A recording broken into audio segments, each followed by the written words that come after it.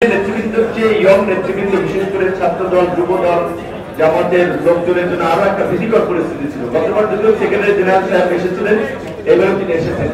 আমরা সবাই একটা আশঙ্কার মধ্যে, প্রথমত ফল পাওয়া নিয়ে দেখা যাচ্ছে আগের দিন কনফার্ম করেছে যে আপনারা এখানে করতে পারবেন, তো এইবার ওই জটিলতায় পড়তে হয় নাই এবং নিচে টিভির কোন টিম সিভিলে রেডি নাই, কারো ওই আতঙ্ক নাই। আমরা এই চাষিবাদ মুক্ত বাংলাদেশে প্রথমবারের মতো স্বস্তির একটা বিশ্বাস ফেলে আমরা একটা শান্তিপূর্ণ ইফতার আজকে সমবেত হয়েছি। সেজন্য আমার কাছে শুকরিয়া আদায় করি যে আল্লাহ আমাদেরকে এই মুক্তির ব্যবস্থা করে দিয়েছে। আমরা আজকে শ্রদ্ধার সাথে স্মরণ করি এই গণ অভ্যুত্থানের নিহত সকল শহীদদের। আমরা সুস্থতা কামনা করছি আহত সকল আমাদের সহকর্মী এবং সহযোদ্ধা নেতৃবৃন্দরা।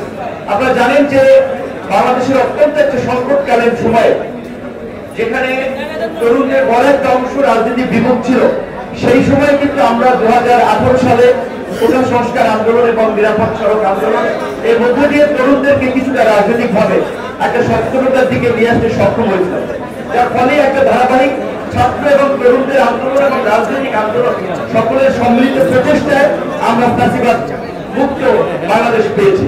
আজকের এই ফাঁসিবাদ মুক্ত বাংলাদেশে যেন নতুন করে কোনো ফাঁসিবাদ তৈরি না হয়, নতুন করে আমাদের যেন কোনো সংখ্যা তৈরি না হয়, সেজন্য আমাদেরকে সর্বশেষ আব্বাসের যেটা বলেছেন এটাই আসলে বাস্তবতা, যে আমরা এখানে সব রাজনৈতিক দল মত পথের ভিন্নতা থাকা সত্ত্বেও যেমন একই টেবিলে আমরা বসে ইফতার করছি, আমরা এখানে সমবেত হয়েছি। আগামী বাংলাদেশে যেন আমরা একইভাবে বিনির্মাণ করতে পারি, একসাথে কাঁধে কাঁধ মিলিয়ে চলতে পারি, আমাদের সেই চিন্তা করা উচিত।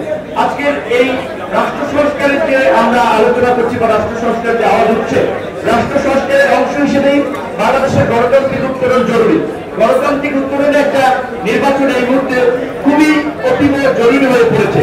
নির্বাচন নিয়ে নানান ধরনের সংকট এবং সংখ্যা তৈরি হয়েছে।